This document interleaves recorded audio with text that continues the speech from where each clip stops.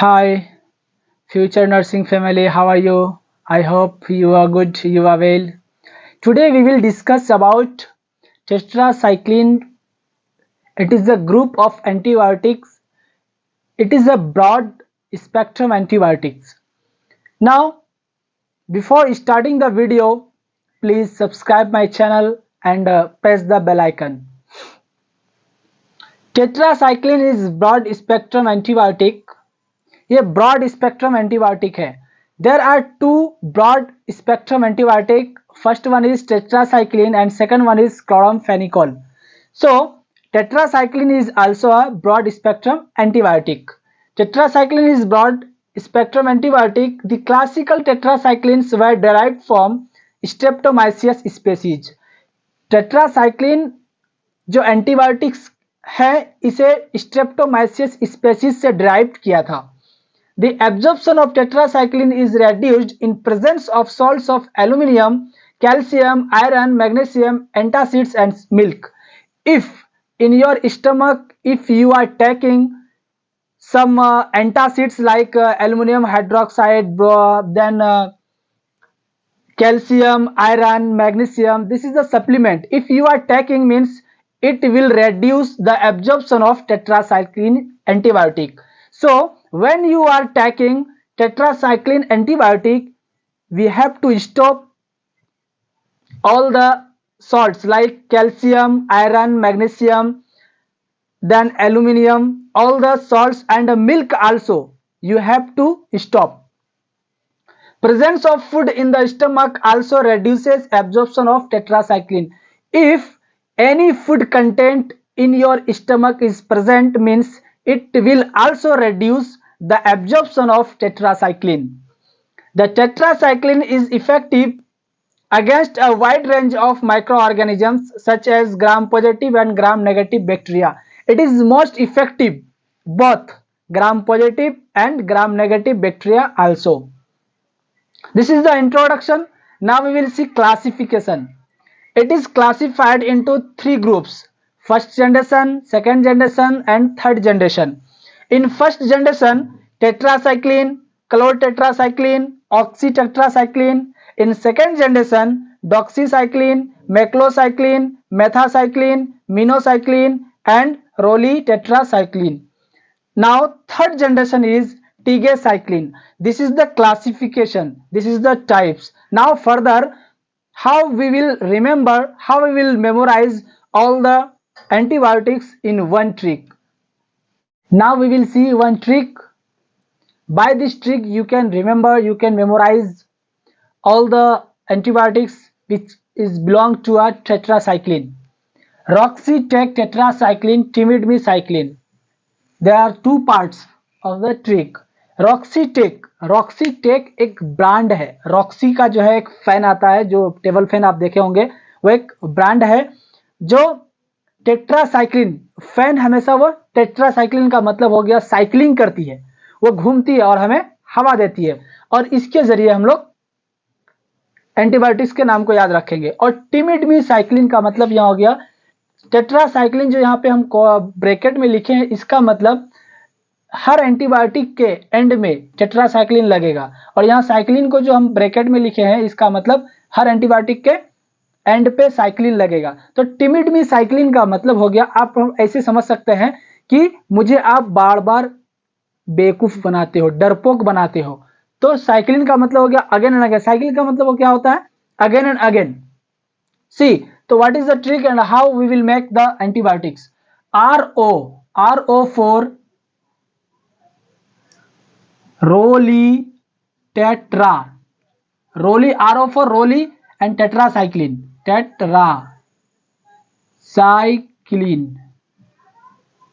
Now oxy for oxytetracycline. Now T for tetracycline.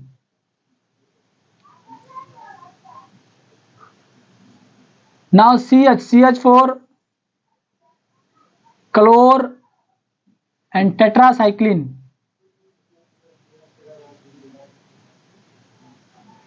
This is finished. Now timid cyclin. In last we have to attach cyclin.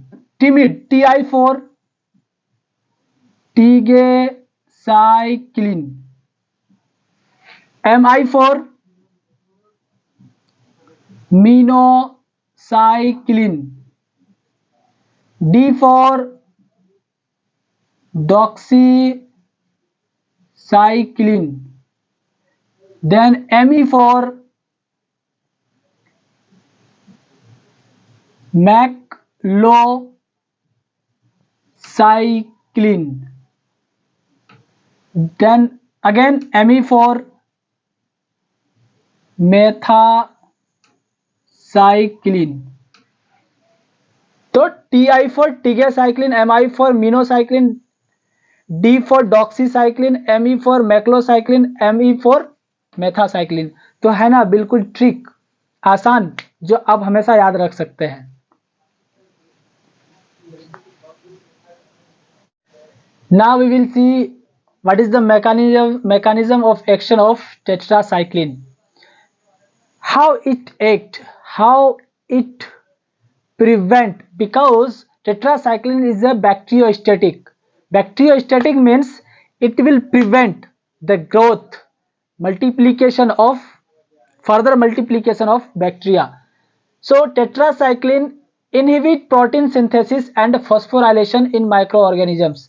जो microorganism है, जो bacteria है, उसमें protein synthesis को inhibit करेगा और phosphorylation को. फॉस्फोराइलेशन एक केमिकल प्रोसेस है जो प्रोटीन को फंक्शनिंग करने में मदद करता है, जो प्रोटीन के फंक्शनिंग में एसेंशियल है. सो अगर प्रोटीन का सिंथेसिस नहीं होगा, इसका मतलब उसको भोजन नहीं मिलेगा. भोजन नहीं मिलेगा तो उसका जो ग्रोथ है वो क्या हो जाएगा, प्रिवेंट हो जाएगा, रुक जाएगा. जैसे आप देख सकते हैं, जैसे आप एक for example you are a bacteria but you have no any energy, तो आप क्या हो जाएंगे उस समय, आपको आगे बढ़ने की क्षमता, आप में जो ग्रोथ करने की क्षमता है वो रुक जाएगी. उसी प्रकार जो बैक्टीरिया है, जो माइक्रो ऑर्गेनिज्म है, प्रोटीन सिंथेसिस अगर नहीं होगा और फॉस्फोराइलेशन नहीं होगा तो माइक्रो ऑर्गेनिजम्स का जो ग्रोथ है, फर्दर ग्रोथ है, वो स्टॉप हो जाएगा. It acts as bacteriostatic. Bacteriostatic के जैसा ये एक्ट करेगा. अब देखेंगे uses, where you are using tetracycline for treating infections caused by gram positive and gram negative bacteria, aerobic and anaerobic bacterial infections. Gram positive में भी करते हैं, ग्राम नेगेटिव में भी करते हैं, एरियोबिक इन्फेक्शंस में भी करते हैं और एनएरियोबिक इन्फेक्शंस में भी करते हैं. Respiratory tract infections, if any types of respiratory tract infections we are using tetracycline. Gastrointestinal tract, if any infections in gastro means abdomen, जो आपका पेट है, जो डाइजेस्टिव ट्रैक्ट है, उसमें अगर कोई इन्फेक्शन होगा तो हम लोग टेट्रासाइक्लिन का इस्तेमाल करेंगे. Genito urinary system, genito urinary system, urinary system से रिलेटेड जो भी अगर पार्ट में, जो भी ऑर्गन में अगर कोई इन्फेक्शंस होता है तो हम लोग टेट्रासाइक्लिन का इस्तेमाल करेंगे. Now STD, sexually transmitted disease like syphilis, gonorrhoea, in that also we are using tetracycline. Cholera, anthrax, plague, amoebiasis, जो प्रोटोजल इन्फेक्शंस है के कारण एमीबियासिस होता है, इसमें भी हम लोग टेट्रासाइक्लिन का इस्तेमाल करेंगे. अब देखते हैं what is the side effects of tetracycline. Hyper sensitivity reactions, hyper sensitivity reactions में हम लोग देखेंगे रैशेस देखेंगे, रेडनेस देखेंगे, यूटिकेरिया देखेंगे. तो किसी टाइप्स का भी अगर कोई एब्नॉर्मलिटी देख रहे हैं, हाइपर सेंसिटिविटी रिएक्शंस भी हो सकता है, एनाफिलेक्टिक शॉक भी हो सकता है, तो इस स्थिति में एलर्जिक कंडीशंस भी हो सकता है. तो इस कंडीशन में हम लोग डॉक्टर को इन्फॉर्म करेंगे. टूथ डिस्कलरेशन इन चिल्ड्रेन, जो बच्चे को अगर हम लोग ये टेट्रासाइक्लिन के ड्रग्स देंगे तो बच्चे का जो टूथ है, जो दांत है, उस पे कलरिंग आ जाएगा, डिस्कलरेशन हो जाएगा. ग्रोथ रिटार्डेशन, ग्रोथ में रिटार्डेशन भी हो सकता है. बोन मैरो डिप्रेशन, जो बोन मैरो है, बोन मैरो क्या करता है कि ब्लड कंपोनेंट को बनाता है, तो डिप्रेस हो जाएगा, डिप्रेशन हो जाएगा तो ब्लड कंपोनेंट भी कम बनने लगेगा। Oral and vaginal candidiasis, mouth में वेजाइना में कैंडिडियासिस हो जाएगा।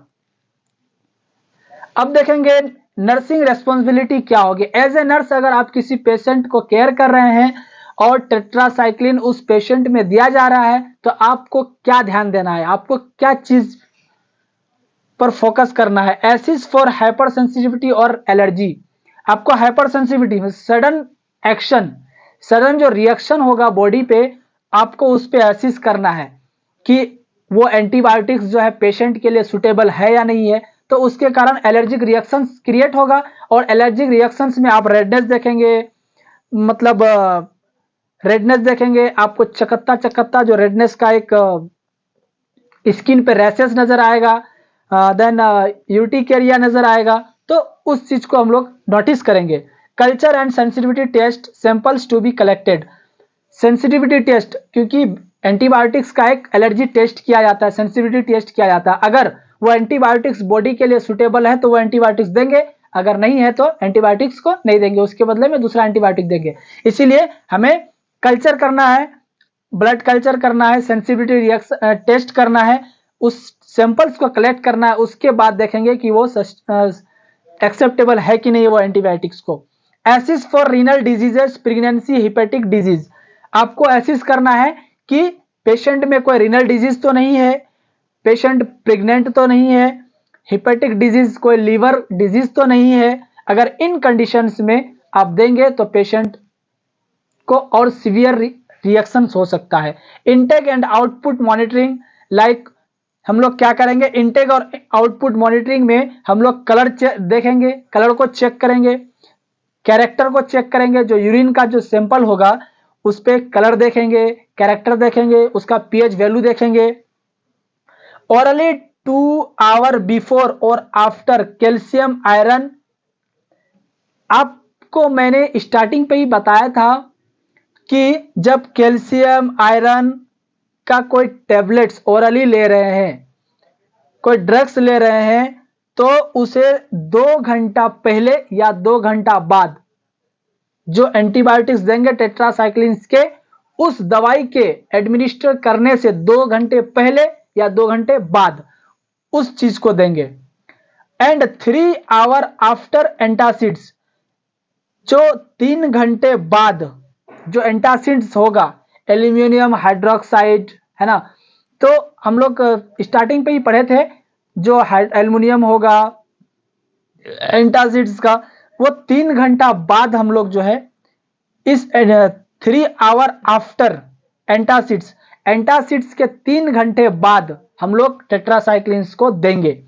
प्रिपरेशन एडमिनिस्ट्रेशन, तो टेट्रासाइक्लिन को हम लोग बहुत प्रिकॉशंस के साथ देंगे कि अगर कोई iron, then magnesium, then aluminium, अगर किसी टाइप का भी सॉल्ट चल रहा है या मिल्क, तो टेट्रासाइक्लिन को नहीं देंगे।